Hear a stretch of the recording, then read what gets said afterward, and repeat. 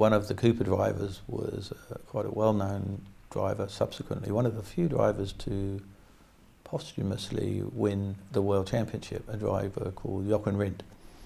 And he moved teams, just as sporting superstars move from one team to another, from Coopers to Brabham's, my old tea-making stomping ground. And he approached me and said, would I go with him? The World Championship was very seasonal at that time, and most of the Grand Prix teams supplemented their income by manufacturing cars for the lower categories of racing. And getting out of that manufacturing for other people's part of the company into Formula One was extremely difficult. So knowing that this was the same sort of work practice at Brabham, and that effectively most of the Grand Prix mechanics had to go back into the production, I actually stipulated that if I went to Brabham's, it was on the basis that I wouldn't go into the production facilities. I would be solely, exclusively focused on Formula One. And to actually give me something to do, they put me onto the R&D program and the car development. And I formed a very close relationship then with the part owner and principal driver, which was Jack Brabham. And by the time we got to the beginning of the season, he had persuaded me to work on his car as opposed to Rindt's car, which somehow they smoothed over with Rindt. But that started a long relationship where ultimately I emerged into a sort of more of a team manager. Whilst there are comparable titles in motor racing now, the actual function of the job was completely different. The chief mechanic effectively was responsible for virtually everything other than the money and handling the drivers. So a team manager would sort of turn up 5 minutes before practice and leave half an hour after practice. Probably not quite accurate, but basically it was a come and go, and the chief mechanic was really responsible for everything. Save the money and save the drivers. So towards the end of the season, Brabham had decided to retire. And I didn't really want to work for any other driver, and I had a sense of who was actually going to join the team and drive for the team. And then something relatively fortuitous occurred. Brabham was very keen to go back to England immediately after the race, and said, well, I'm going to go straight after the race. I want you to go to the race official's office the next day, pick up the cheque, go to the bank, cash the cheque, take the money to Mexico City and deposit it in the safe, and basically I'll see you XYZ days in Mexico City. One of the few perks of that particular era was that the American Grand Prix was followed by the Mexican Grand Prix, and the cars were not flown from Watkins Glen to Mexico City. They were driven, i.e. put onto trailers and driven, which took some time. So the moment that the cars had left, everybody jumped on the plane to Mexico City and then bought a short ticket to Acapulco. So Acapulco was just mind-blowing in those early days. It was sort of a supercharged version of Rio. It was full of fun, full of risque entertainment. It was just amazing. And so I'd performed all my duties and deposited the briefcase in the safe in Mexico City, and off I went to Acapulco. And I was lying by the swimming pool, musing over what am I going to do, etc., etc. So I thought, I've run the team. The drivers came and went. I collected the money. Why don't I do my own team? Because if you have a good team, the drivers want to drive for you. Well, how naive was that? A little thing of capital didn't exist, and so with not so many savings and with a lot of help from other people, I started my own team in one of the lower categories. Completely unheard of. This became the norm. In a few years after, most small teams were started by young mechanics or engineers that had seen what I could do and how I had basically made what appeared to be impossible possible. I was in my 20s, mid-20s. And the driver for the following season, following Brabham's retirement, was Graham Hill. Someone who had won world championships, a little mature, but competent, obviously. And I was building, effectively, the cars for the next season. And in the production workshop, he came in and said, "What are you doing in here?" I said, "I'm building some Formula 2 cars. I'm not on the Formula 1 team. I've decided to go out my own." He said, "Well, nobody told me." He said, I thought you were going to be chief mechanic." I said, "No, Graham, I'm going to start my own thing." There was an initial look of, it's not how I expected it to be. And then he said, "Well, who's driving them?" I said, "Well, I've got 2 young guys that are paying." He said, "Well, would you like me to drive one of the cars?" So I said, "How can I pay you?" He said, "Well, we'll negotiate start money together. We'll pay good guy, bad guy. And as and when we get enough money that makes sense for me to race, we'll go 50-50. And off we went. And he drove the whole season. And actually, we were second in the first race, and we actually won the second race. And the standards, not just my standards, but the fact they were Formula 1 standards, perhaps enhanced by my own standards, were so much higher than anyone else in that category, that the team stood out. A lot of detail, spent the whole winter preparing, and then to have that success, and it coming from a group of mechanics that had basically formed themselves into a team. It started to really surprise people, and then the momentum started to get into it, and I started to grow so fast. At one point I had,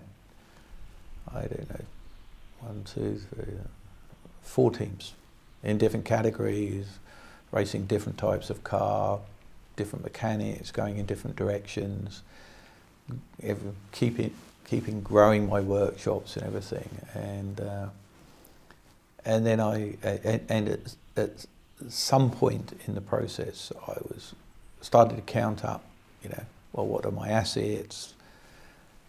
You start thinking materially, because obviously the opposite of a profit is a loss, and I didn't want to catch a cold. And then there was an oil crisis, and my principal sponsor was a French oil company that made one of the first synthetic oils, a company called Motul. And they just called me up and they said, "Well, the spot price has just gone through the floor, blah, blah, blah, blah, blah." So I'm going, oh my God, there was 5 minutes of prepping me, the inevitable, and therefore we've decided to stop. And we won't be fulfilling our contractual payments because we can't. And that pretty much brought me to my knees. It was hard, but I went to sort of family and friends mode. Managed to survive the year, so had an elegant end because my debt was greater than my assets, so I was technically insolvent. but I had completely underestimated the asset of my factory. And lo and behold, who should walk into my life again was Graham Hill, who said, I've decided to start my own Formula One team and it's a very late and I need an instant facility. Will you sell me your facilities? And whatever the number was, it was multiples more than I expected. And I was able to pay off everybody and have a relatively nominal sum of money left. But it was enough that I maintained my dignity, and I went home feeling pretty sad for myself. One particular night when most of the things had been, most of the things had been going wrong, and I thought, this is it. As a young person, you think you made it. And then, equally fortuitously, someone who'd worked to me as in a marketing capacity, who had done a presentation with me to Philip Morris, and they didn't buy the presentation, but they actually took my marketing guy, and he had risen in stature through Philip Morris, and he reached out and said, I've got a bit of a challenge, do you want, I think you can help. So I said, what is it? He said, well, we have 2 drivers, and we're trying to ingratiate ourselves to the country that from where they originate. So this has sounded a little strange. And he said, yes, and they're not bad. They're not bad drivers. They came 4th in Le Mans in a Porsche. I thought, 4th in Le Mans in a Porsche is like, so what sort of thing. I said, well, where are they from? He said, Ecuador. I thought, this is, here I am, world champions, and then these 2 individuals, come out of the woodwork. And I said, no, I'm not interested. I had to think about it. And I said, no, I can't go backwards. Well, you're not going backwards. Here's, you do everything, and we just pay. So I said, no, I'm not going to do it. Well, think about it. So 2 days went past, he phoned up, he said, look, Ron, I really have to find this. I have to find a solution. So I just thought of a number and multiplied it by 6, which was just an inconceivable amount of money, and I just sort of said, okay, I'll do it for this. He didn't even phone me back. He immediately said yes. Oh goodness. But of course it then gave me a significant amount of money to start again. So I said, right, it's 1 year of pain to put myself in a position to, grow a business again, and really that's how it unfolded.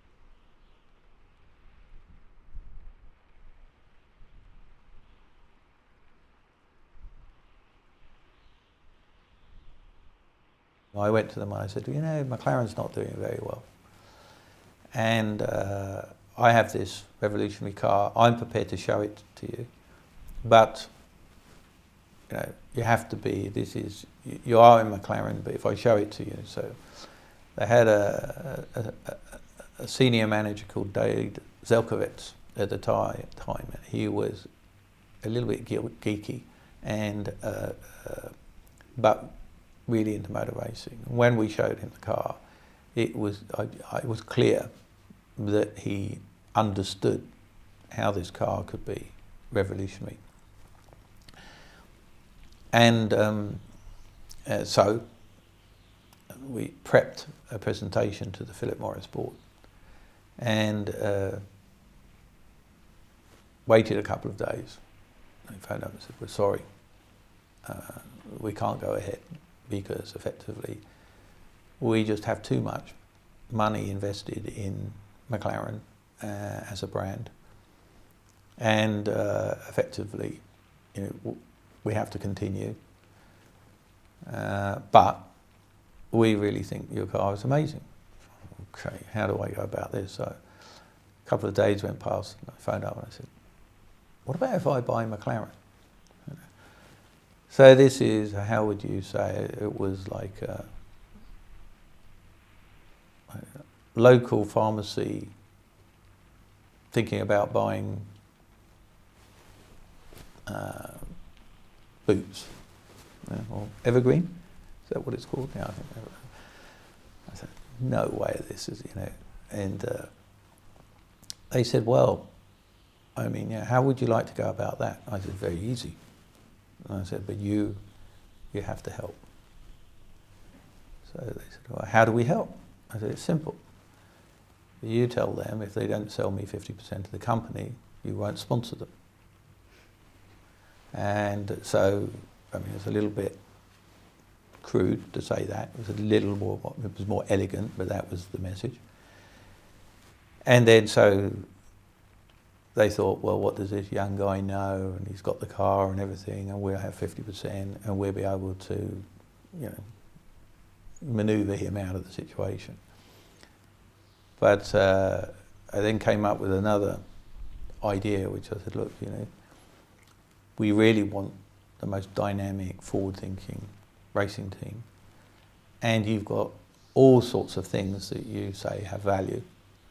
So I don't need any of those things. So why don't we have a new factory, and I'll contribute my car, and you can only contribute the things that are going to make this team succeed.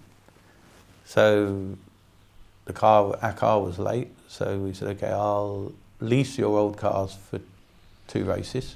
How much is that? That went in the pot. Then we'll have all your engines. I'll buy those, or the new company will buy them, etc., etc. And I was extremely, strong on not wanting anything but the very essence of what we needed to create a new team. There was even enough time to make new transporters for the cars, etc., etc. And of course, the value of their assets versus my assets was not hugely different. And I just had enough money to cover the difference, and that formed what was then a rebranded company from Team McLaren to McLaren International, and which had a different shareholder structure. We said we would evaluate where we were after 3 years and then decide what to do, but it never got that far. 2 years into the program, to Teddy Mayers, who was the principal behind the other 50%, and I both had clean desk policies. We never went home with anything left on the desk, and I came in on Monday morning as a single envelope with Ron written on it, And when I opened it, he said, "This isn't working for me. We need to talk." That was from Teddy Mayer.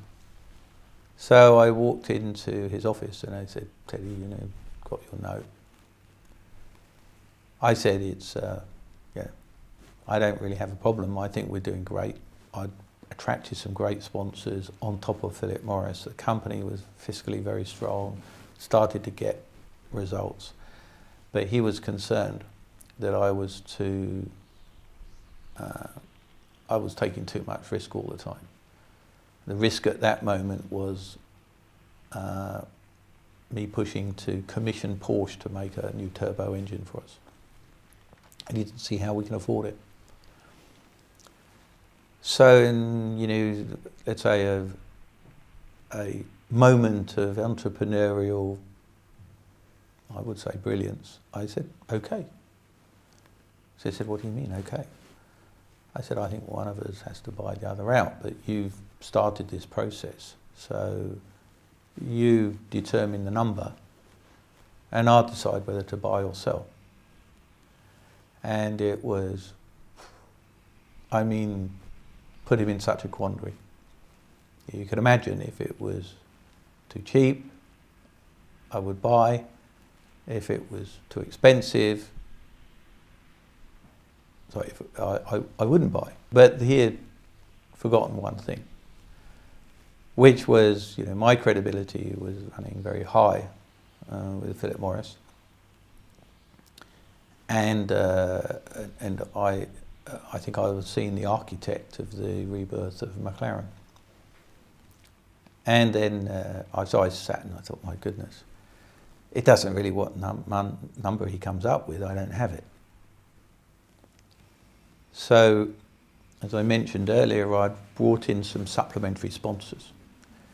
So the overall budget was, let's say, 3/4 Philip Morris, 1/4 other sponsors that I'd brought into the team. So I came up with another entrepreneurial solution. I went to Philip Morris and I said, look, perhaps you'll not be surprised to know that we're in a bit of a deadlock in the company, and I don't really know who you want to run the company in the future, but it's going to be Teddy or it's going to be me, and if it's Teddy, I have to sell.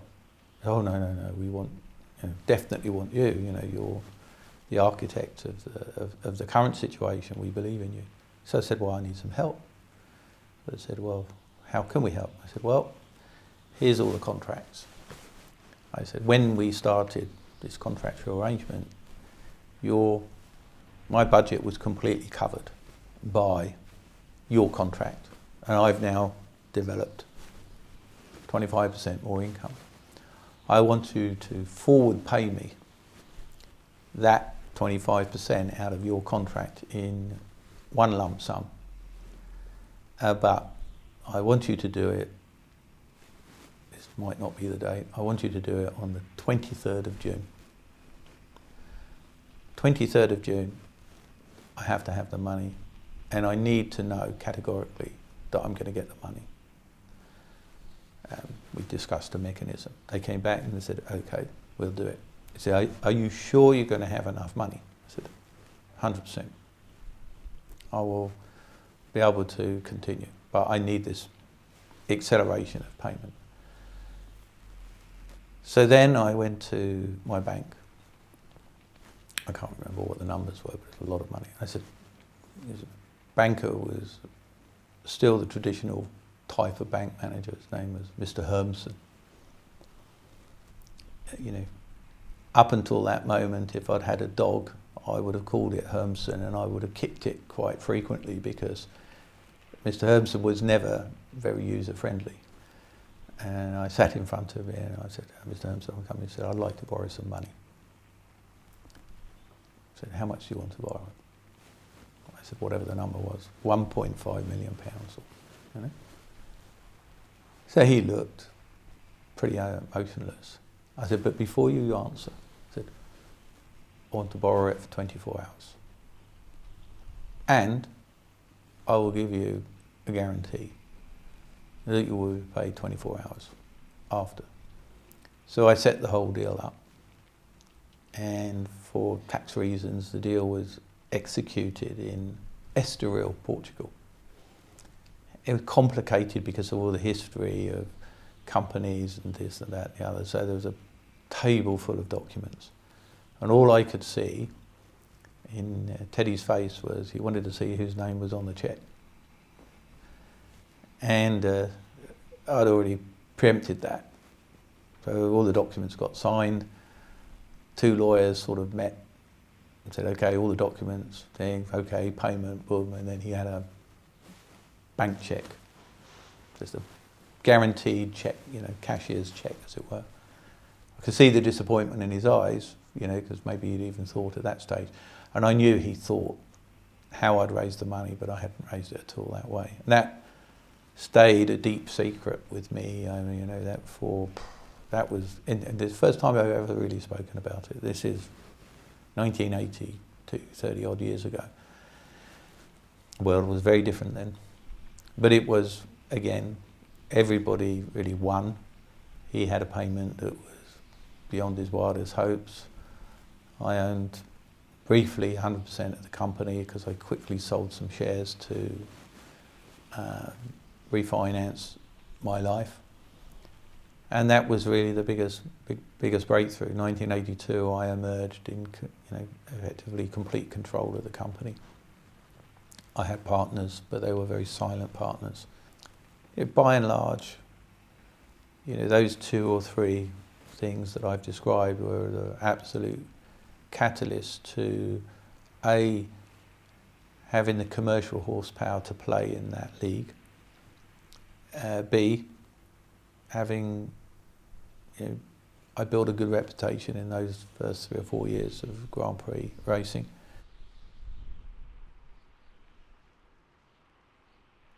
My passion and enthusiasm for car racing was ignited by visiting a motor racing event of all days, Boxing Day. Boxing Day was a sports day traditionally in England, and that means that uncharacteristically, it doesn't happen now, but there was an event at a circuit called Brands Hatch in Kent that I went to with my brother at a very early age. I was certainly sort of in early teens, and of course the noise, the smell, it sort of triggered the adrenaline rush, and I sort of hankered after getting involved in the sport. But of course it was a little bit like going up a flight of stairs and then suddenly deciding you wanted to climb Everest. It was for me incomprehensible that I would find a way into motorsport, be it ultimately enter Formula One at a relatively young age.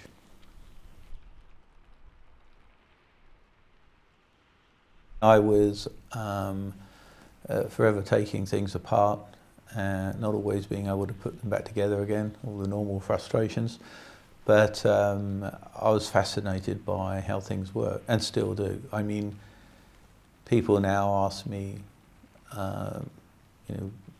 what cars do I own, and do I like cars and things like that. So I see the surprise on their face, and I actually say, well, I actually don't like cars, and they go into shock, and they say, no, you're joking. I said, no, I like making things, and I'm extremely competitive, and therefore motor racing provided the ability to make things, and very advanced cars that had to be compliant to complex regulations. And then I loved the sport of racing and the entrepreneurial aspects of motor racing, because of course if you're in a business that constantly loses money, then you're not going to survive. So it's pretty challenging to make money in a world-class sport. Very few people do it, even in the sport, let alone in other sports.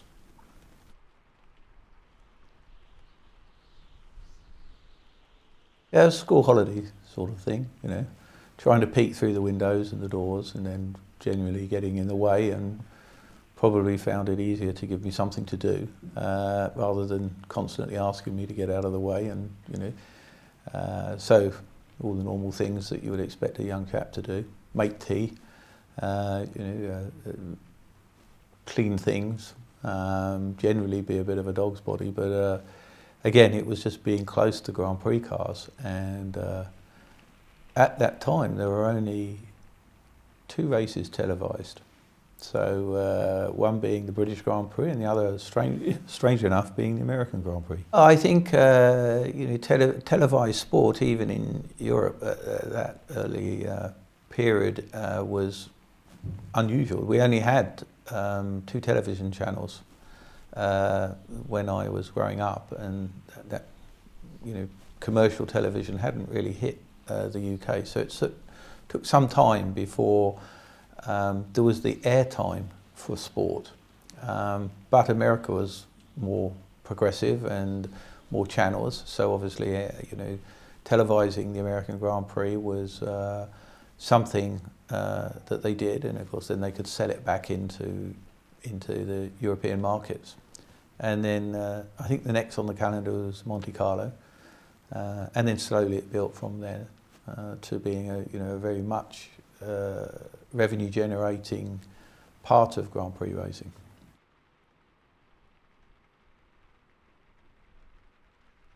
These two individuals, both from Australia, were quite meticulous in how they went about preparing the cars.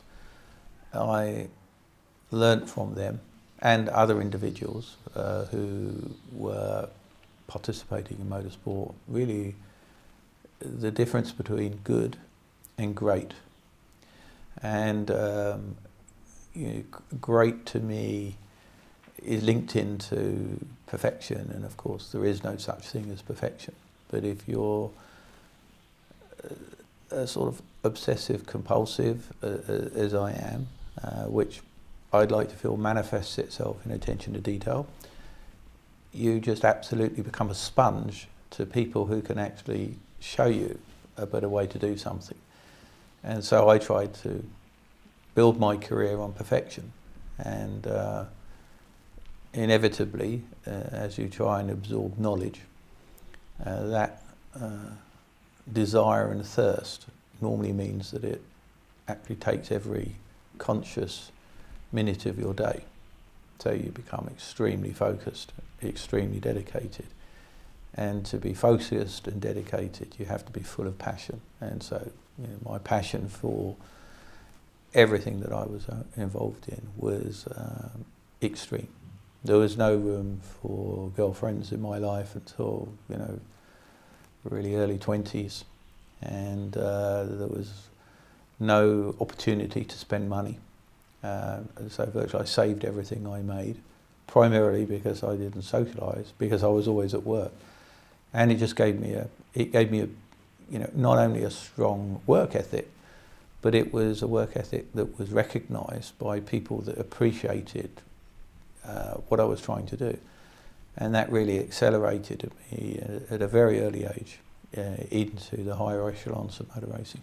I was at technical college. Most of our technical colleges now have become universities, but they had sort of vocational courses that gave you a qualification. So there was a process by which you, if you pursued it through to the end, you had effectively what was called a higher national diploma in a specific discipline. Mine was automotive technology, and needless to say, it was to be great and to emerge with a good qualification required a level of commitment that I just didn't have the time for. And then in 1966, my life dramatically changed when the enthusiasm and commitment and passion was recognised by the team manager of the company, which was not Brabham at that time, it was Cooper's that I had subsequently started to work for. And he very amusingly did something which I will never ever forget, which is, the company was probably approximately about 100 people. And a Grand Prix team was 6 to 8 people. And it was a little like football.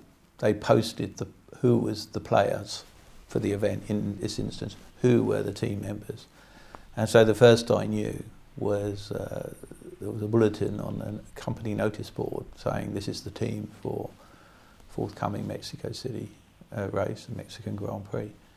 And my name was on it, and it was on headed paper, and I didn't even think for 1 minute that someone was playing a practical joke, because there was no really sophistication in photocopying machines. Today you could have easily spoofed someone into believing that it was, a rather poor taste joke, but it was real.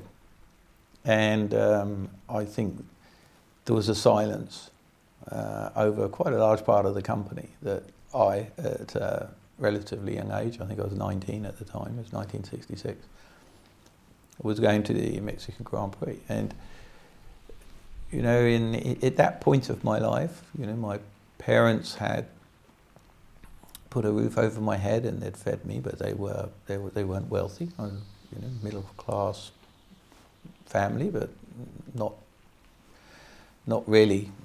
Let's say they weren't in a position to further my career. They were in a position to feed me and clothe me, and you know, part of my salary went back into the household, normal way things were in that period.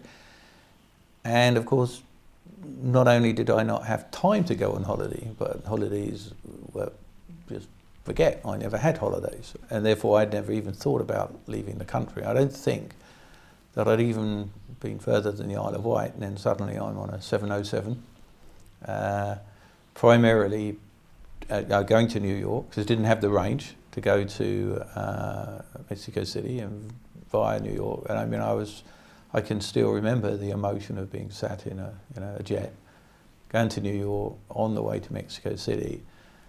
It was quite a surreal experience, and of course the determination that I had to try and excel at the event was extreme. And actually, whilst the car that I was preparing didn't do very well, it was driven by a local hero.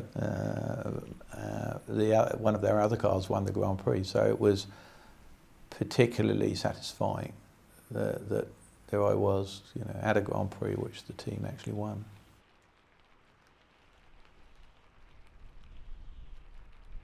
I was a workaholic, and you weren't really considered a motor racing person if you didn't have the ability to work, you know, straight through one night and work the next day. So 2 days with no, you know, a sort of 48 hours with no sleep was just called an all-nighter, and you know, people would almost wear all-nighters like a medal. I never had anything to spend my money on, but the one thing I did always had, I had great cars. So I was in my 20s.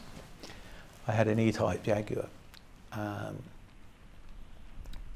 in which I was constantly being stopped by the police, because the police couldn't accept that someone so young could have an E-Type Jaguar. But nevertheless, I did, and I stopped at some traffic lights and went to sleep.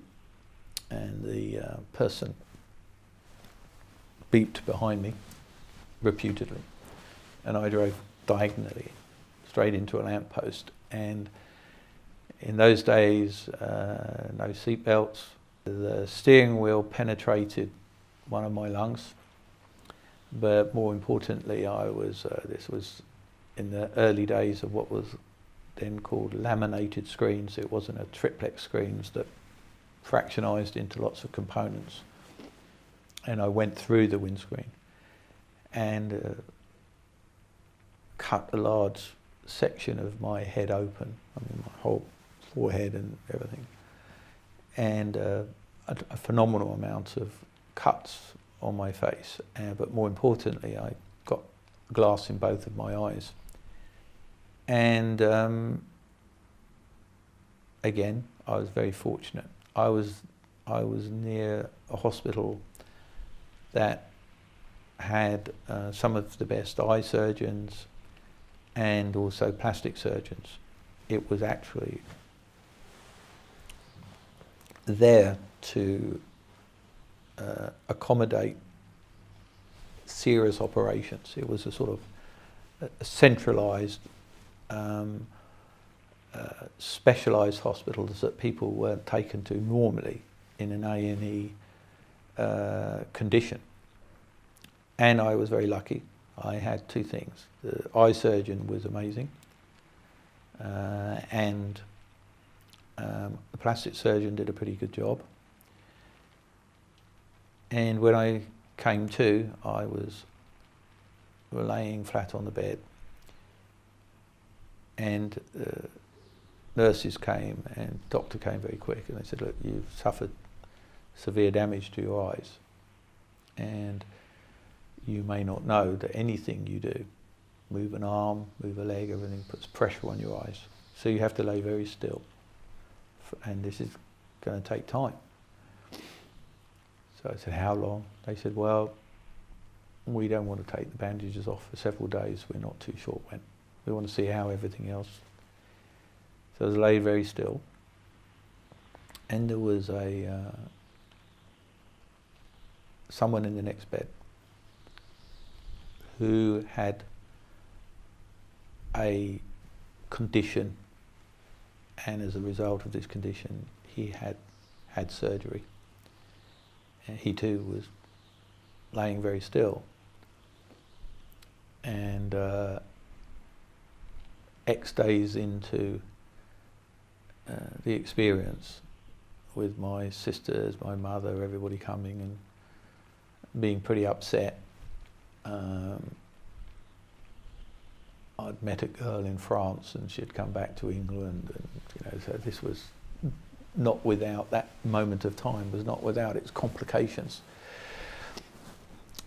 And when they unwrapped the bandages of this person next to me, the operation had been unsuccessful. So I had the stress of him then laying in bed, and you could hear him crying. I never met him. He had left before I had my own bandages removed. And my eyesight was pretty good. But I was still covered in lacerations, to the extent that when I went to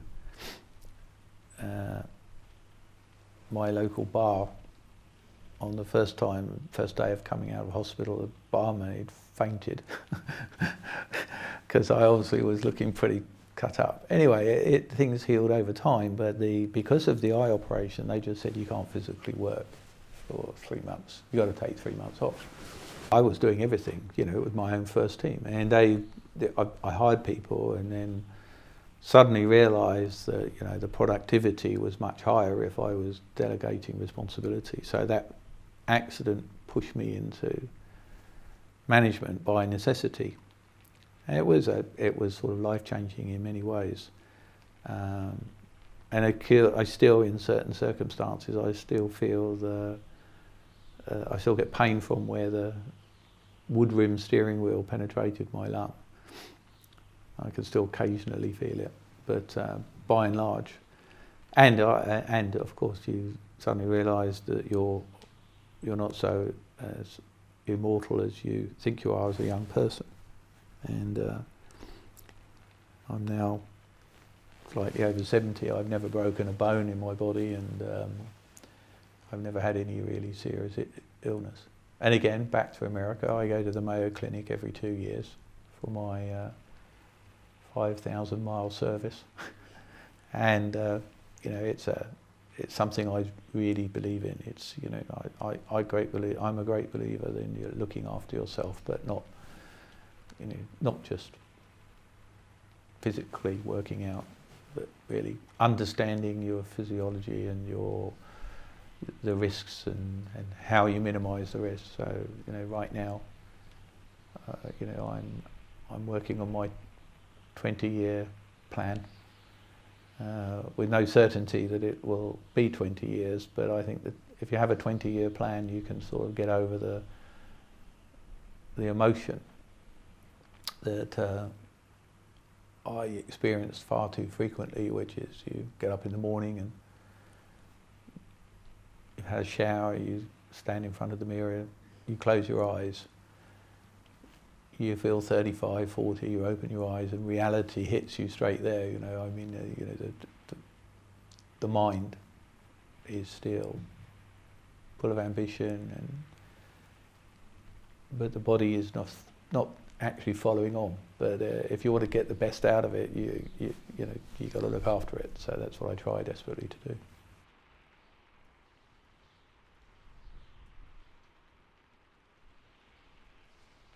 At the point at which I closed the previous organisation, I had really just said it to all the people, I'm stopping. So as elegantly as possible, I was on my own.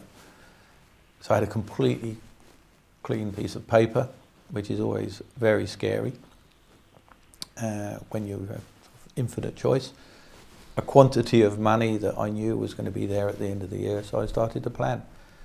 and managed to get everything back on track. So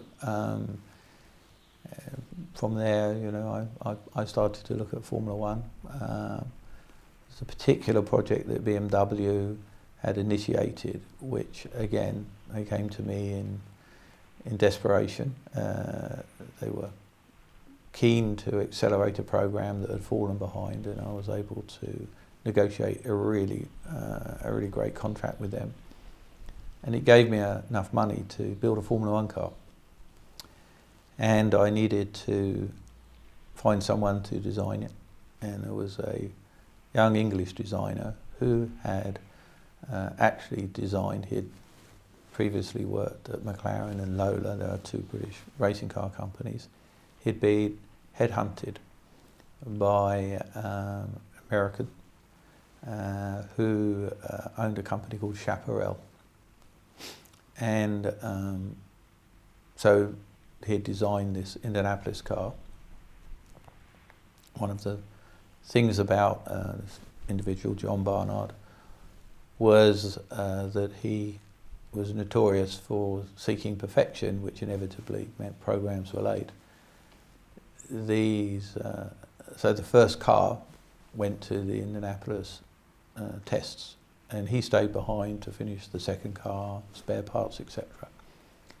The car was very successful in testing, but by the time he arrived in America, and not having been there to be interviewed or to be correctly positioned as being the effectively responsible for this car's design, those people who had financed it had, I think, got a little bit over their skis and were claiming a greater involvement in the design than was true. So this really angst John Barnard. He was pretty upset and quickly returned to England after the Indianapolis race, having resigned because of this lack of appreciation and the fact that he designed such a successful car. He didn't live far from me, and I phoned him and I said, I wonder, would you have some time to meet me? He said, yes. I went to his home. And to this day, I will remember when he opened the door, knocked on the door, there was a delay. And he eventually came to the door, and he was in carpet slippers and he had an electric drill in his hand. He said, come in. He looked agitated. And I said, everything okay, John? I didn't know him very well. He said, I've just been putting up a kitchen. And he says, I've drilled a hole through one of the cupboards, and now there's a hole on the finished surface. And I looked and I thought, oh my goodness, I would be irritated. So I said, oh, John, doesn't matter. You can get these little plastic things, you put it in, and in a couple of days you won't even notice it. He said, I'm not going to do that. I'm going to leave the hole exposed so that it reminds me on a daily basis that I made a mistake. And I thought, this guy's A, going to be difficult, and B, he's got the same attention to detail as I have. And then we forged a partnership. He came to the company, I built a drawing office for him and started to fund the program. And of course, until you make anything, it's really the designer's time, it's paper, it's brain power, etc., etc. And there were several historic moments in that early Formula One program. There was there were two technologies that we initiated. One was the ability to simulate a car moving over the road surface, which was called a moving road. And John teamed with one of the universities, and it was a sort of breakthrough at being able to develop the aerodynamics of a racing car, because the car was effectively not static in the wind tunnel. The wind tunnel floor was moving under it, and same as the wind speed, so it meant that the accuracy of the aerodynamic development was much greater. But the other breakthrough was the program that I touched on with BMW. The rear aerofoil on the car was made from carbon fibre, a relatively simple profile and really it had, it wasn't complex in shape. And he was looking at this, and this rear aerofoil was really the embryonic component made from carbon fibre, and he was saying, with all the forces that we're developing aerodynamically, we need a really stiff primary structure. It's called the monocoque. He said, I think we could make one out of this material. So I said, okay, this is pretty difficult, but of course within 2-3 weeks we both become pretty up to speed with composites, and it was just so depressing. Everywhere we went, we struggled to find the maturity of a manufacturing process to be able to make a monocoque out of this material. We went to Westlands, who were manufacturing helicopter rotor blades.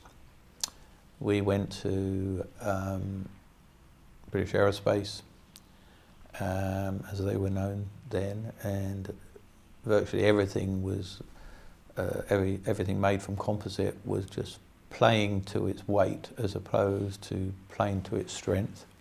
So it was used to drop the weight out of cowlings and non-structural components. So again, the technology wasn't very mature. So we were close to giving up.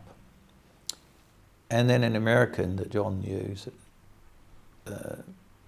gave him a ring, and he said, I used to work for this company in America. They make rocket engines, and they were starting to look at composites for solid propellant rockets.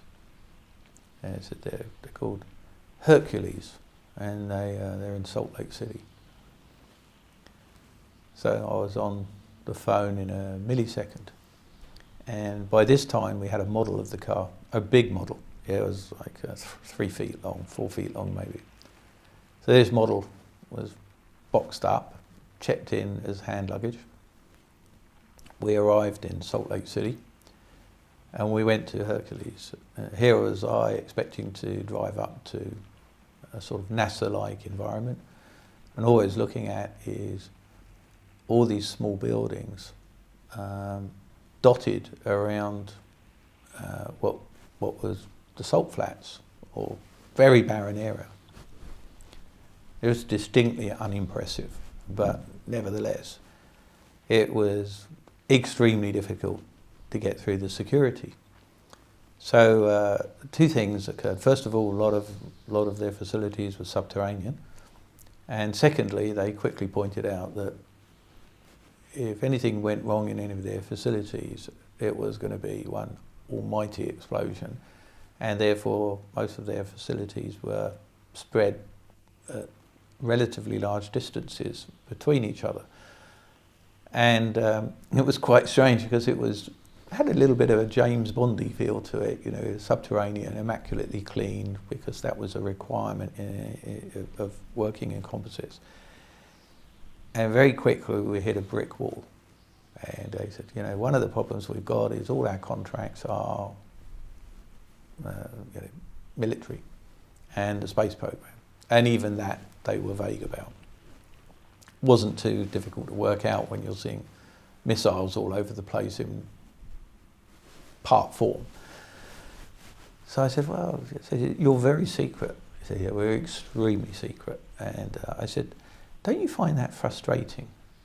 That you can't tell the world how wonderful you are as a company and how advanced you are in material sciences. And they said, it is a bit frustrating. So I said, well, why don't you do this Formula One car, and then you'll have something that you can promote, and you can come to the Grand Prix with your customers. You won't be breaching any of the confidentiality clauses or secrecy clauses that relate to your contracts. You'll be able to have a profile. And the key engineers have egos like you can't believe, a lot of self-belief, and they don't often get the spotlight on them. You could see them mentally punching the air, and then they helped coerce the management, and off we went. And so the first structure, the first carbon fibre car that ever went into Formula One was a McLaren, and it was in fact not a McLaren. It was my company, which was then called Project 4. I never gave names to the companies, I just gave them designations in order to give the accolade of success to the sponsors. So it was just my company's Project 1, Project 2, Project 3, etc. So that way, Project 4. So we're trying to build this car, and of course, one of the most expensive cars ever made, being made by someone that didn't have much money.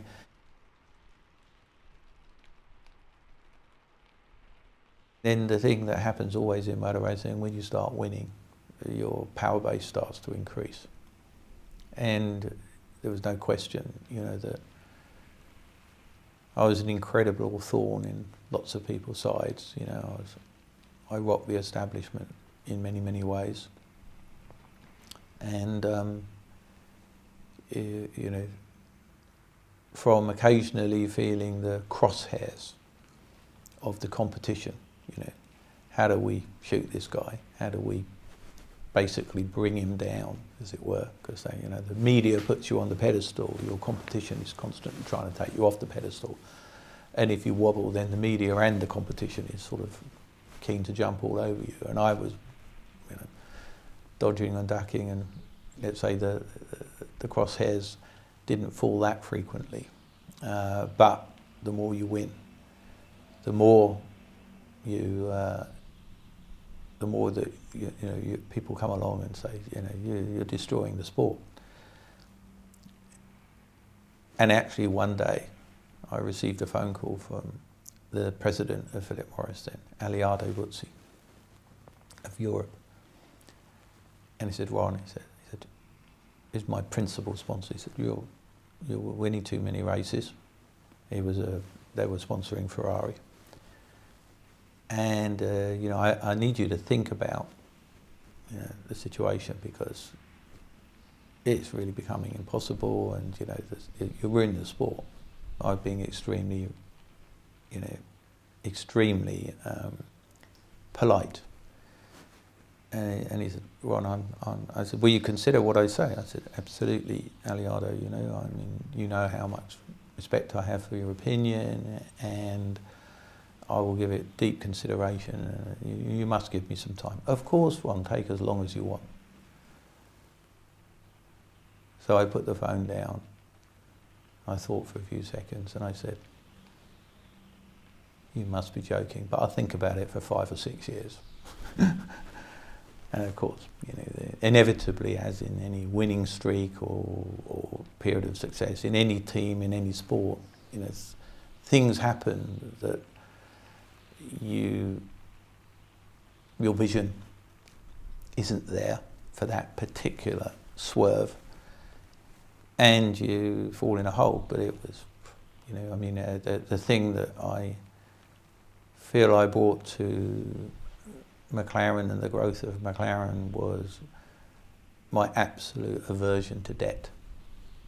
I hated debt.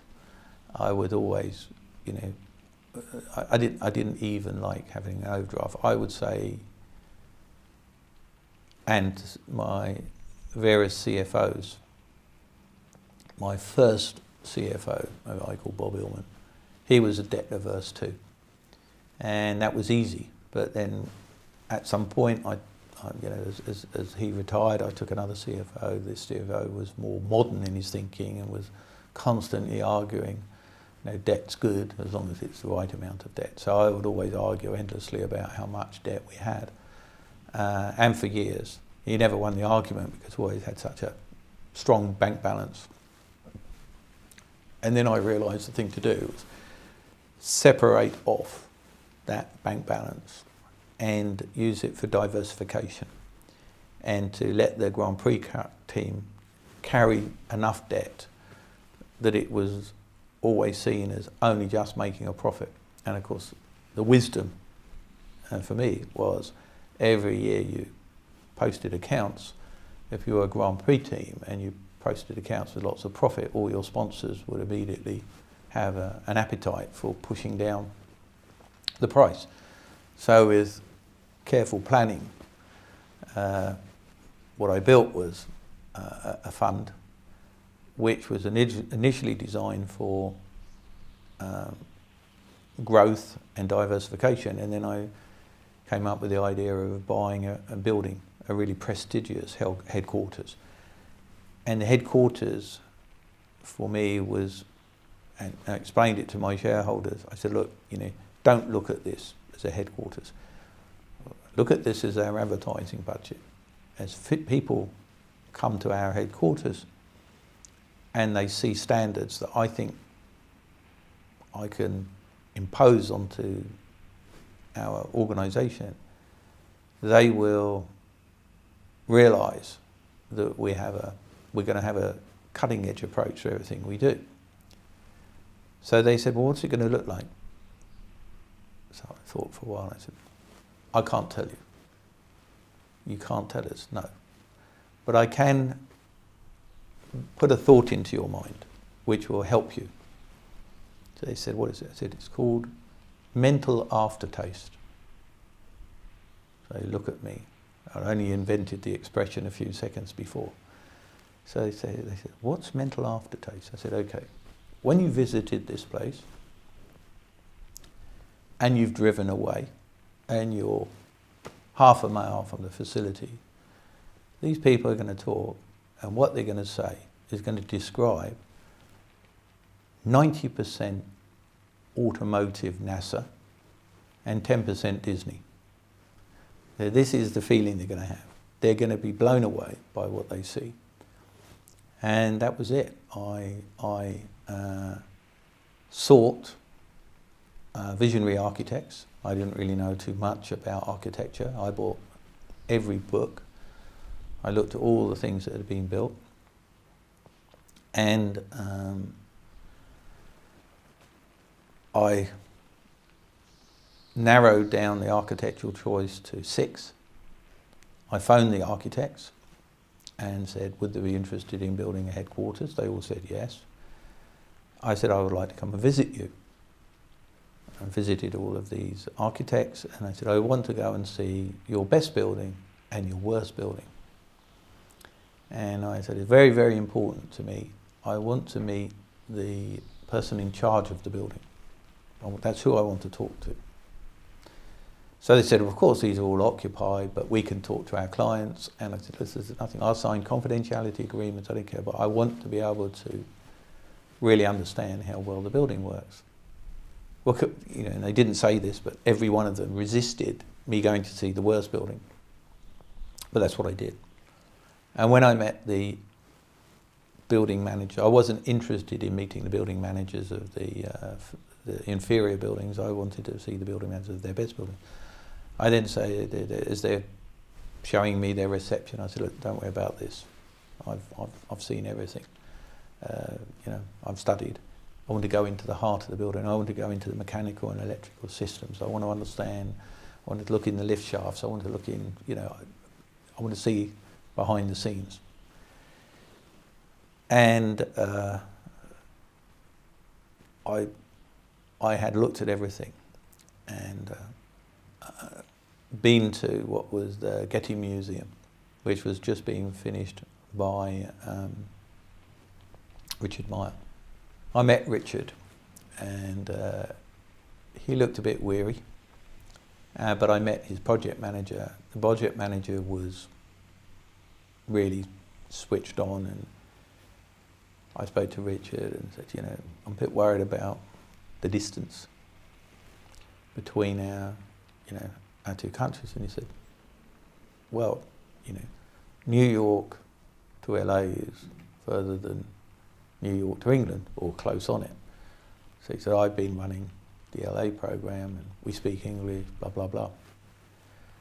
So I said, okay, what about your senior project manager? I want him on my project because I'm buying into some of the qualities and standards and aesthetics of the Getty Museum. He said, yeah, no problem.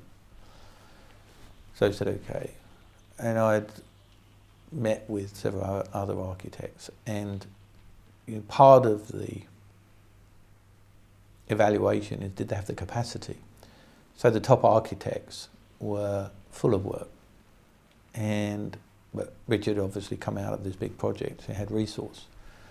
So I balanced everything up, thought, you know, I know what I want, so no one's going to impose a building on me. But more importantly, you know, I want a top class architect because I want to hit an aesthetic target, which I don't even have defined yet. And then I started to worry about time change. So I said to Richard, you know, Richard, I said, I'm ready to go, but I really need to see this is going to work. So let's sign an agreement, but after 3 months, if it's not working, I want to be able to escape. He said, I can't do that. I said, you know, so. I said, well, what about if I pay you $250,000 after 3 months, if I'm not happy? So he said, okay, you know, and reluctantly. And I said, but I want to be fair, you know, I mean, this is what I've bought. And I listed down the things, project manager, blah, blah, blah, you know, same as Getty Museum. A month into it, I suddenly realised that the project manager's wife has started to put pressure. You know, I've just been living the fact that you're going backwards and forwards to LA, now you're going backwards and forwards to England. You know, you kept telling me, you know, that you would be returning to New York and blah, blah, blah. Guy, understandably, didn't want to jeopardise his marriage, you know, and so after, let's say, fumbling around in a conversation, Richard said, you know, there's no point in having someone that doesn't want to do this, and I've got this guy. And I said, okay, hold on a second, you know, I don't know how to measure this. And anyway, you know, it didn't go well. Richard was elegant and very professional. I don't know what the settlement was, but it was less than $250,000. He was disappointed, I was disappointed. But immediately I went for what was really not a second choice, but a choice that became second because of capacity.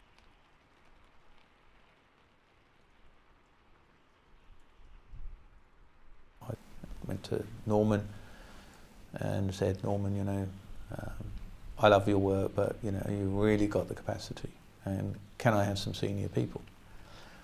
So I'm going to give you these people. So he listed the people, all of whom became partners of the business following the success of the project, and and the lead architect is in fact on my project, has subsequently become the lead architect in the practice. So there's a friendship and a respect that has come out of that program. We're now working on I built another factory with them, now I'm working on another project with them.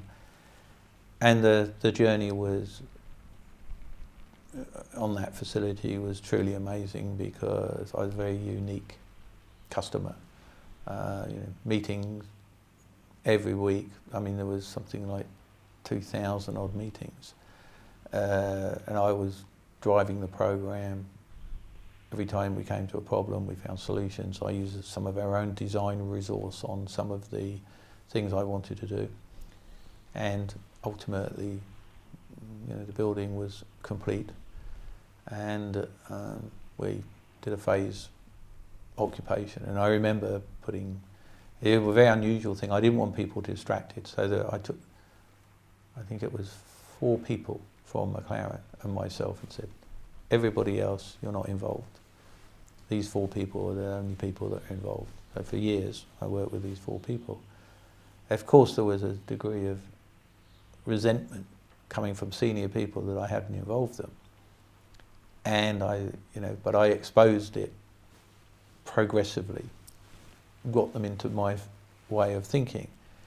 But then there was a lot of people that said, it's too big.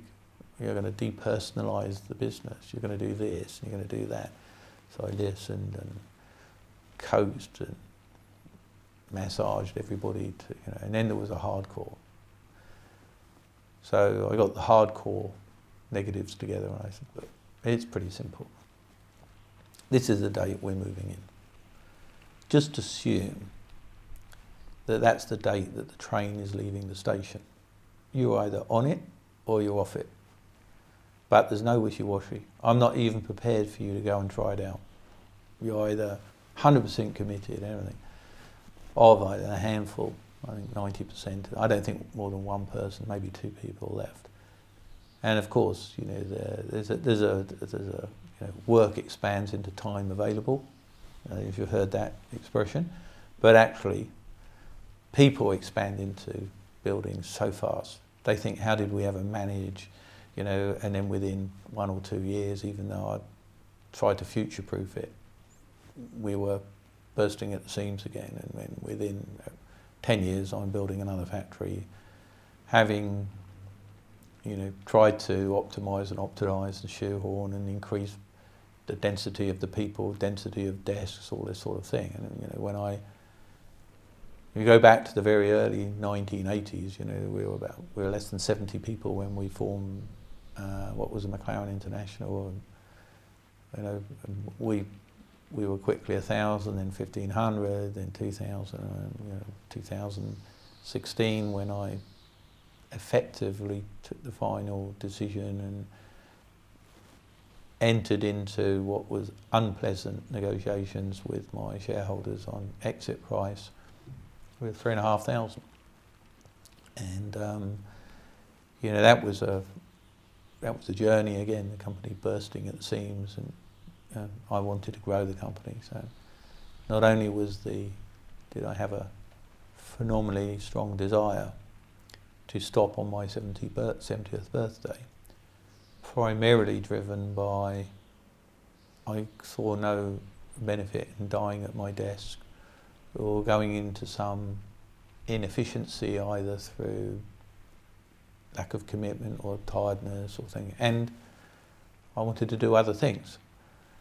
And so really all the way through my career, from beginning to the very end, and my career is not over, I was always very much thinking of the vision, thinking of the way forward.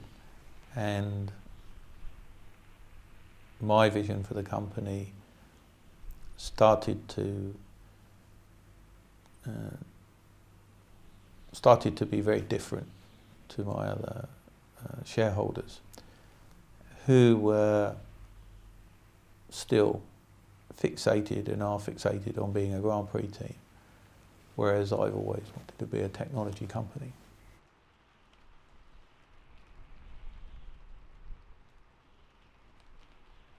Your vision comes at different times and places. If you go back to the early part of my story, started with lying beside the swimming pool in Acapulco, but those moments with different thought processes just constantly. If you're a serial entrepreneur, this is the way your mind works. And if you get exhausted and you say, I'm going to carve some time out, and you sort of change something and you create 10% capacity in your life by stopping something, it would be days before you filled it with something else. You don't ever stop, and I am difficult. Difficult to be with, difficult to live with, and but I do try and channel my, let's say, personality traits into business, which of course made me somewhat, you like me or hate me, it's a bit like the Marmite, probably a product that you don't know, but there's one of the few products in the world is actually marketed on the basis of you either love it or hate it, sort of thing. Sort of English expression, not my cup of tea. So, but that reputation, which I fully accept, really came from not being able to tolerate people who didn't share my vision or didn't really understand why we did things. I live very close to the factory. My father commuted to London, and it took him 2.5 hours out of his day. And I watched it for years, and I said, there's no way ever am I going to put myself in a situation where I'm spending 2.5 hours of my day on travelling to and from work. So I've wanted to build my facilities close to my home. The problem, and I'll come back to your question shortly, is that you don't have enough time to decompress. So your family gets, you're not where you need to be. You're still at work when you get home, sort of thing. And just to finish on that, and in order to maybe some of your young entrepreneurs pick this point up, is I strongly recommend that if you find yourself in a short travel time, that you get into a ritual of getting home, having a shower, changing your clothes. Not to have the shower, change your clothes, but basically you have to decompress. If you go in and start downloading into your family your pressures at work, if you take your work into your family life, you are going to damage your family life. And in the end, you have to have priorities in life, and those people close to you are the most important people.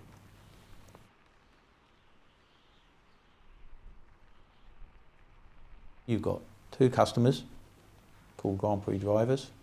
You are constrained, you can't multiply the number of teams, you are permitted to have 1 team, and the economic model of that team, plus or minus, is going to be fall somewhere, if you want to be competitive, between 200, 300 million pounds a year. You're never going to get the revenue either side of it. You can run in a Grand Prix racing and compete for less than 100 million, but if you want to be competitive, then you have to be in a position to spend 200 to 300 million pounds a year. So last year, the group of companies combined turnovers 920 million pounds. So if you look at the model, where does the other 600 odd million pounds come from? And that's through diversification. The first moment was actually as I was walking amongst the company, and I'd been looking at figures, and I suddenly realised all this R&D spend for these 2 guys. There's so much we know that can actually be monetised. But of course, you knock on someone's door and say, "Do you think we can help you?" And they say, "Oh yeah, but you're a Grand Prix team." I say, no, but you don't understand, of course. Getting people of the same thought process. So then inadvertently and coincidentally, initially the New Zealand America's Cup team some years ago came and said, "Explain composites to us." I'm fiercely patriotic, but they're the only people that came and talked. So we talked and explained. They went away. They didn't have any money. And it just planted a seed. And then suddenly we were approaching the Olympic Games, and I thought, you know what? Why don't we see if we can influence? We influence the outcome of some of our teams.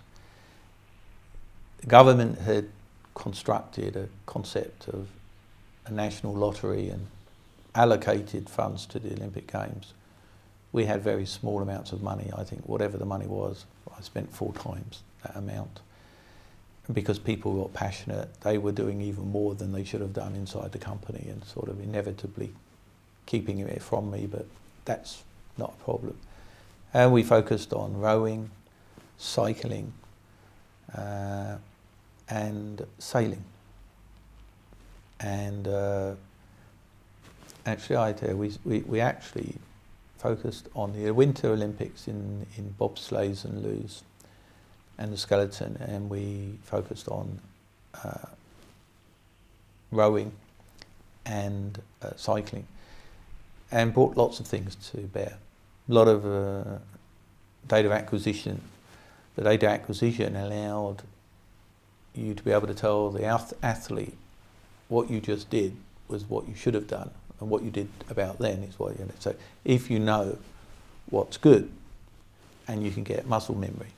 So I think the biggest impact we had was on our cyclists and analysing cyclists.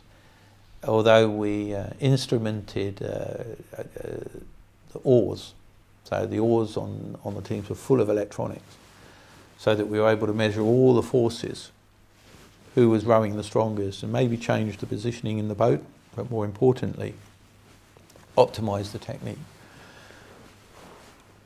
And as we started to get the results, and I'm just saying, right, now we can tell the world what we've done in different ways. Either the athletes or the federations or the committee came and said, yeah, but we want to keep this secret so that we can take it to the next Olympic Games with an advantage. Which, of course, wasn't the plan, because I needed to publicise the performance of the team and the performance of our company. So, to be honest, we sort of listened to them, but we still talked to people who were trying to convince to invest in us. And 2 or 3 companies really came to the party and started to exploit predictive analytics, some of our manufacturing techniques, how we shortened time to market, how we ensured that our supply chain was optimised. Most people wait for the product to arrive at their doorstep before determining whether it was to spec. Sometimes it really pays to go upstream so that your supplier is guided. And all of these techniques we brought to bear, and this business started to flourish. In parallel to that, we'd had a brief foray into building what was called the F1, which is now an iconic car. 20 years ago, set so many records and standards, and gave birth to a very competitive race car, which won Le Mans. But never really economically viable. It was actually the racing program that eventually generated the revenue to make the program break even, but the road car side was going to lose money. Again, we got the timing wrong. We brought an exotic car to the market in a depression, as it were. But then we got more serious. I had, in switching our alliance to Mercedes-Benz, we made a precondition that they assisted us in getting into that car market, and they swerved a little bit, which gave birth to the McLaren SLR, which was a sort of a hybrid McLaren-Mercedes sports car, which we made a little over 2,000 of. And then we started on a program to make our own car company. Mercedes postured. They were having their own problems in various ways, as companies do. So we spun the company off because they wanted to be convinced that we weren't bleeding motor racing money into our production program. And so these things became ring-fenced. It was advantageous in many ways. First of all, I realised the culture in each of these companies needed to be different. You can't put motor racing people in a production, a program, and you can't, and as we developed our electronics and analytics business, these were people who need to be passionate about different disciplines. And mixing them in the staff restaurant was fine. That allowed us to maintain the sort of McLaren DNA, but they needed to be separated culturally, and of course that gave us independent fiscal reporting so we could see where the profits and losses came. But even in the worst moments, I was saying, do not get distracted by Formula One. You know, if we want our company to be truly great, we have to continue to invest in our technology businesses, grow the technology businesses. We need more facilities, and we must go in that direction.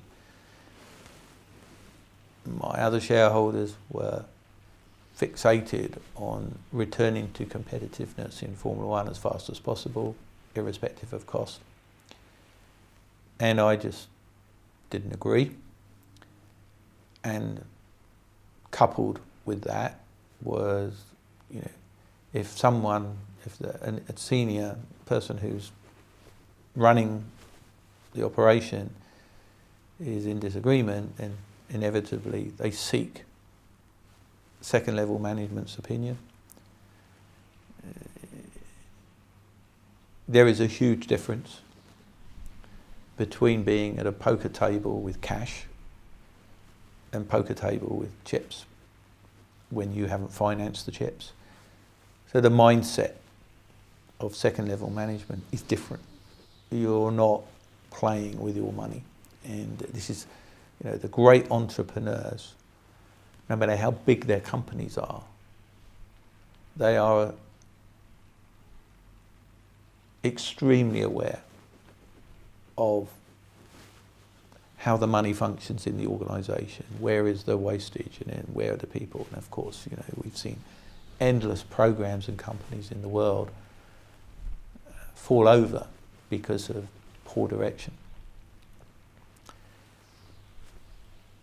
And then came one specific thing, and again, it's going to come to everybody in business. You start to realise that mortality is looming, and you start to think about, well, you know, how do I want to play it out?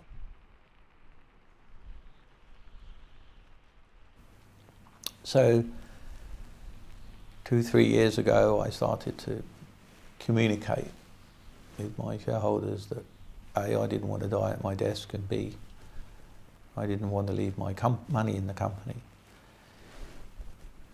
And of course, 3 years out is a lifetime in motor racing, and you know, I started to try to blend it into State of the Nation letters that I would write to them, and then inevitably, you know, as it looms, the issue, there's a reality, you know, they don't necessarily, you get disagreement, and then irrespective of all successes and all monetary gains that have been enjoyed, you get into a very hard-nosed, you know, maths game, you know, negotiation, which sort of discolours a little bit the end game. When you find yourself sat with people and the only thing that you're really talking about is money, and then inevitably to temper the end number, there has to be some sort of attempt at surgically demonstrating why the number is this or why the number is that. Inevitably it just gets super uncomfortable. But in the end,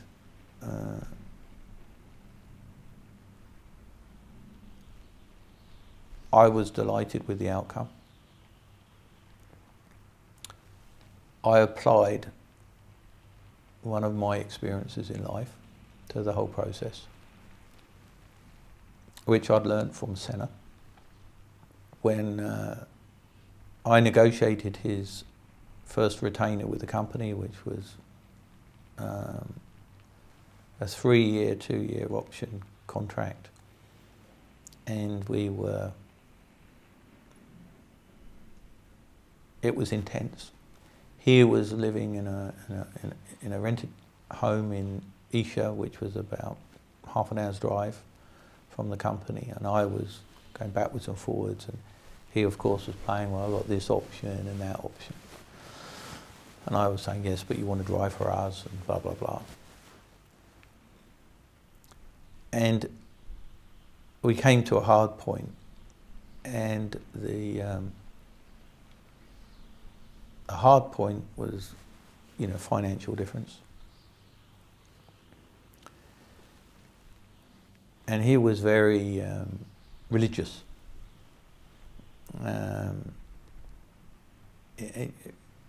Had strong beliefs, not in, he just was, he believed in God, he believed in values and principles. And of course,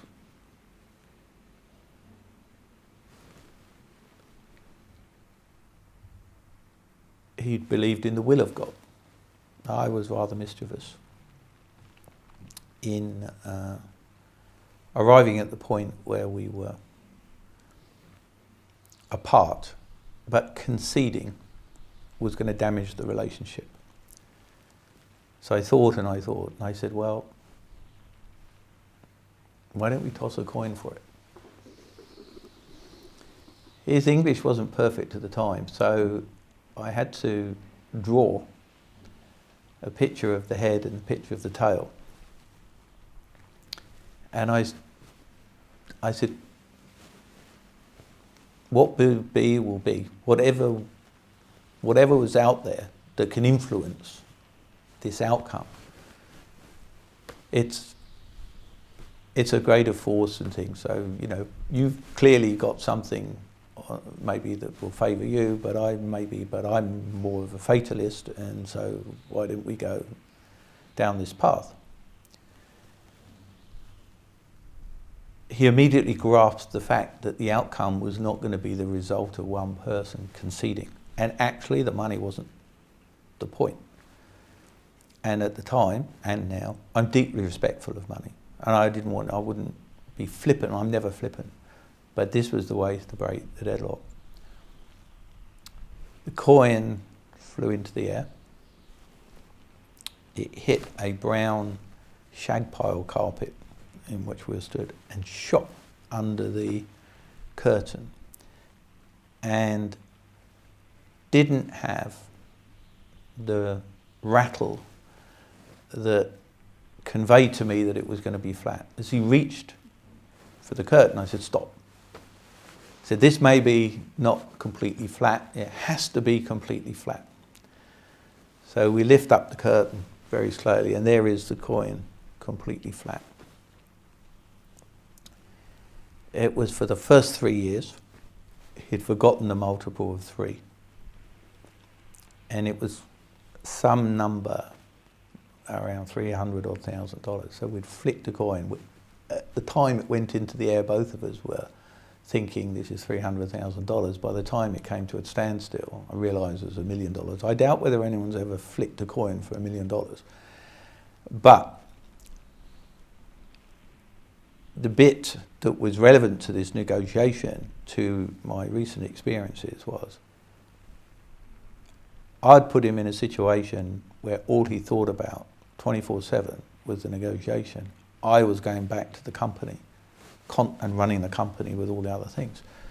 And I thought, if this is going to be the end game, I will think about nothing else. And that will give me some benefit in the discussions. And then was a point where I think fairness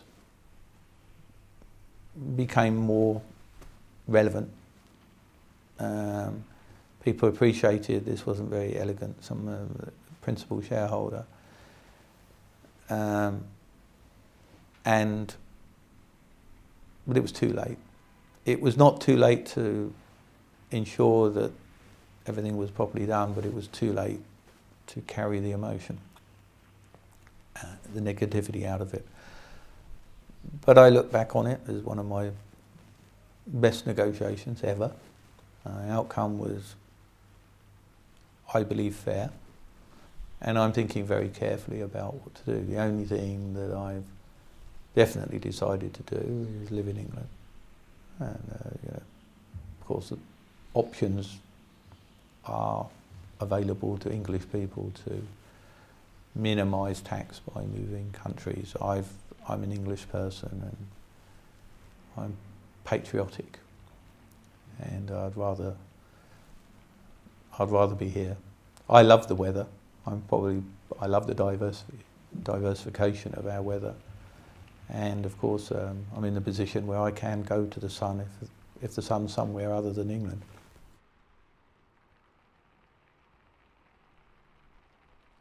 When people come to me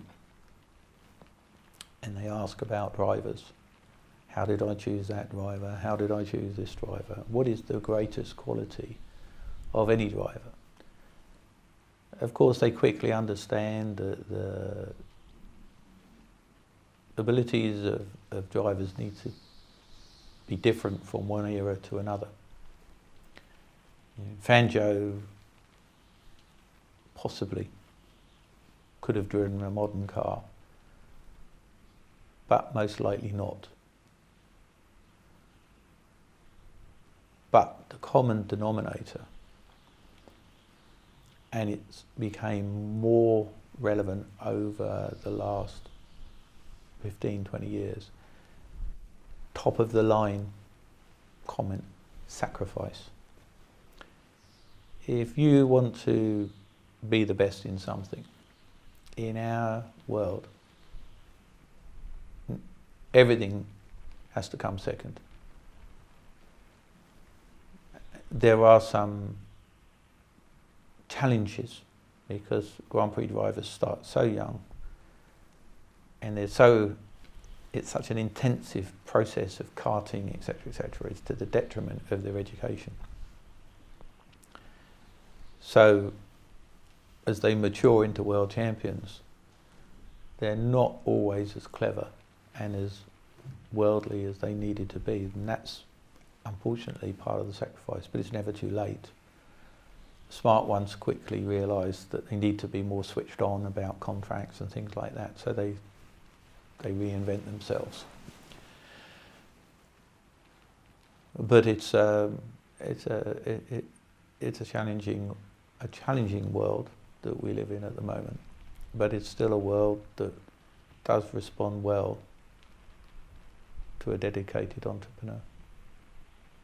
Well, first of all, risk has been minimised. The chances of you hurting yourself in a Grand Prix car just statistically are so much better than they've ever been. Advent of carbon fibre, structural analysis, finite element analysis, things that can actually predict the performance of a structure under high forces, greater and greater regulatory control. All of these things sort of give a driver, doesn't really matter what's going to happen, I'm going to walk away from it. And that's pretty much, has been the case. Most drivers that have been injured in the last 10 years, there's some freak relevance. A component falls off another car, bounces down the track and hits Massa on the head. Statistically, just you would think could never happen. And most injuries fall into that category, or a car failure, and that's all about the competence of the company and the team. The smaller teams, they wrestle to comply to the regulations sometimes because it requires lots of testing and structural analysis. But generally it's a very safe sport, and if you rank it against rugby, horse racing, there's just two. Miles safer. Yeah, I mean, if you want to have a head injury, that's likely to carry in the later life, you're better off as a boxer than you are a rugby player. Rugby is things, and American football is the same. I like to think that I, along with other people, did a great deal to make Formula One safer, and that's cascaded down. Who would have known when I sat in Salt Lake City and was convincing these individuals to give us technology that pretty much every car, racing car in the world, is made from carbon fibre. And we are the biggest producers of carbon fibre sports cars. We have a USP on that basis. So I think that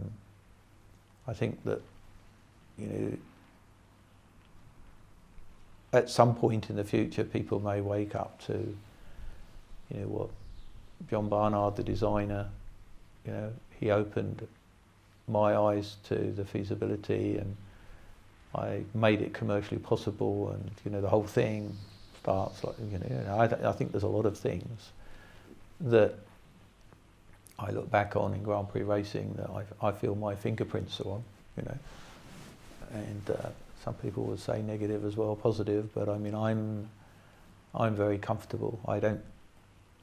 I know my values and principles of what I have and I haven't done in this world, and at the end of the day, you can escape everything other than your own thoughts. I sleep very comfortably at night. I'm deeply principled.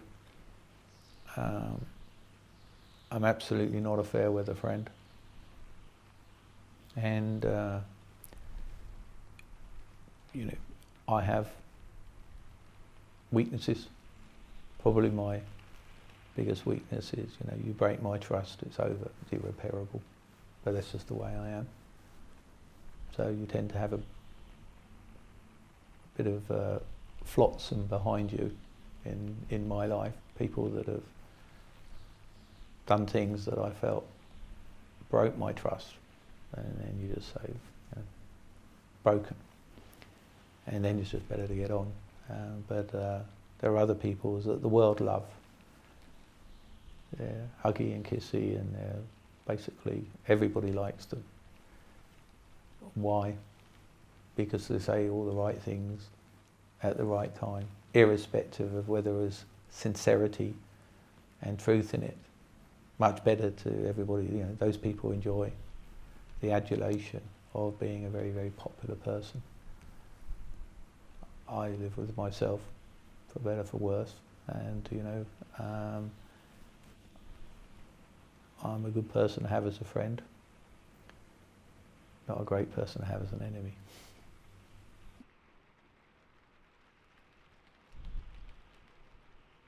My only motivation to write an autobiography is to make sure that my grandchildren can read something which is my version. And that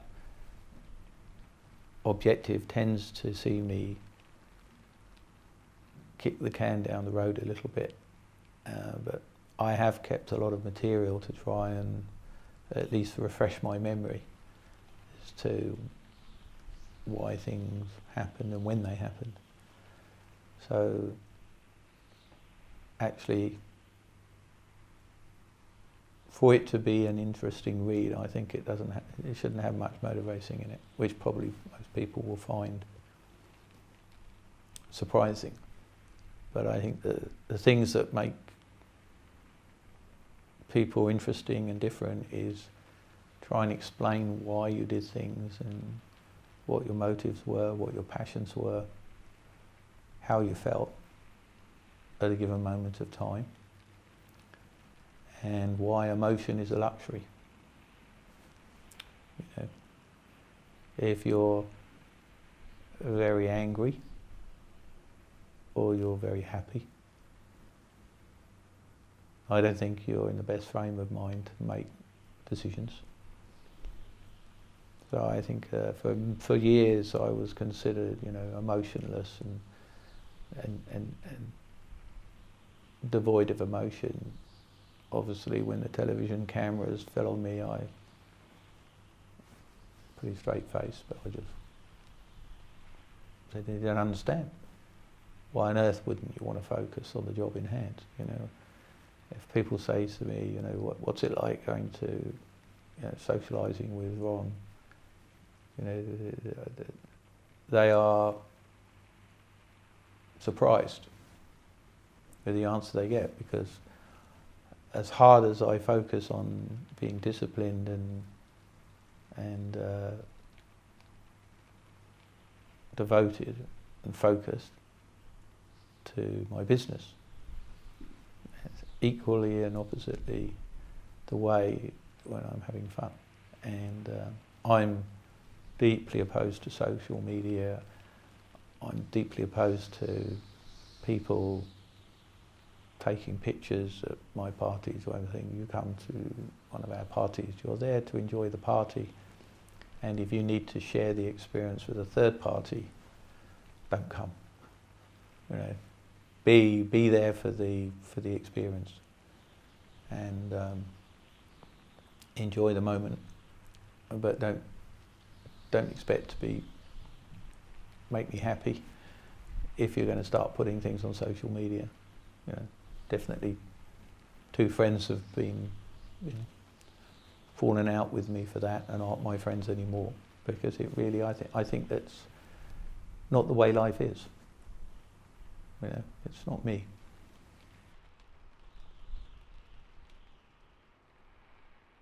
I have a friend who is a neurosurgeon and is, with two other neuroscientists, have developed something which I think is going to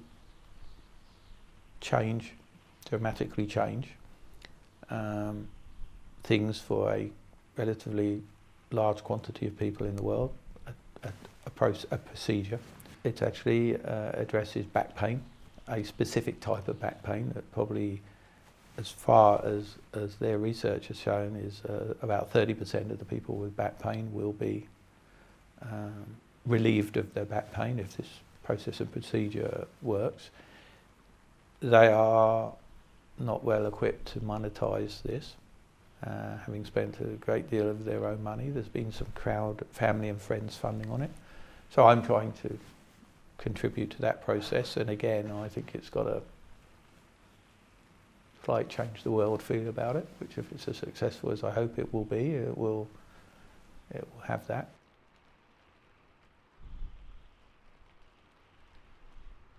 Keeping my children's feet on the ground. Challenging is you become wealthier and wealthier in life, and you see how money, very often third or fourth generation, destroys people. Their inability to appreciate it, understand it, not abuse it. I think I've equipped my children well, and for that, simple principles but constantly enforced throughout their childhood. Now they're all professionals. I absolutely told them early on, forget following me into this business. Two reasons is why burden them with trying to emulate my success. I think it's anyone that's close to me is, it's not easy. But why put that pressure on your children? So I encourage them into different things. My youngest is an architect. My son has a daughter in Austin. My son is a product design engineer, and my eldest daughter's a doctor. So all doing their own thing, all passionate, different levels of passion, but nevertheless passionate about their lives. And I try to facilitate and assist in them pursuing their passions. So really, these are part of looking forward. So I don't really spend too much time looking back. As I've said, there are things I'm proud of, there's things that I'm less proud of, but at the end of the day, you can go the statistical route and say it is unlikely that anyone's going to surpass my race achievements in my lifetime. 17 World Championships, 150 odd Grand Prix wins.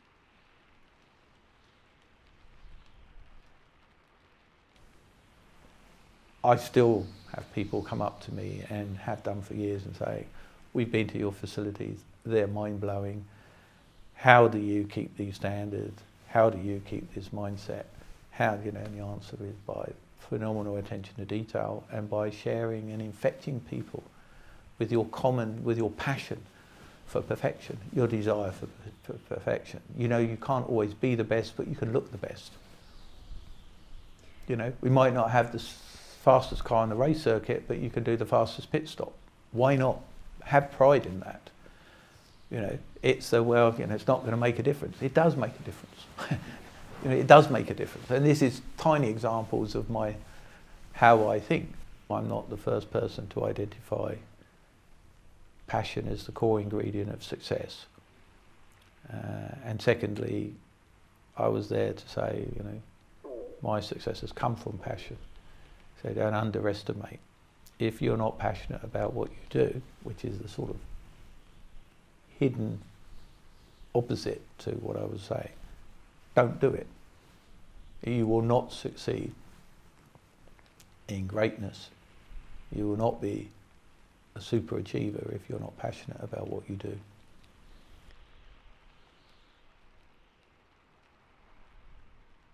McLaren, faithful the home of authentic Formula One storytelling. I'm Mr. Papaya, an independent Formula One journalist and passionate voice behind the visor. This channel delivers in-depth race analysis, breaking news, driver insights, strategy breakdowns, and honest opinions across the Formula One grid. If you're a die-hard Formula One fan, you're in the right place. Here, it's not just about what happened, it's about why it matters. From team dynamics and on-track rivalries to behind-the-scenes politics, I unpack every angle with clarity, heart, and a touch of papaya passion. Expect content that's personal, professional, and always fan-first. Join the conversation. Subscribe to become part of a growing community of Formula One lovers who want more than just headlines. They want truth through the visor.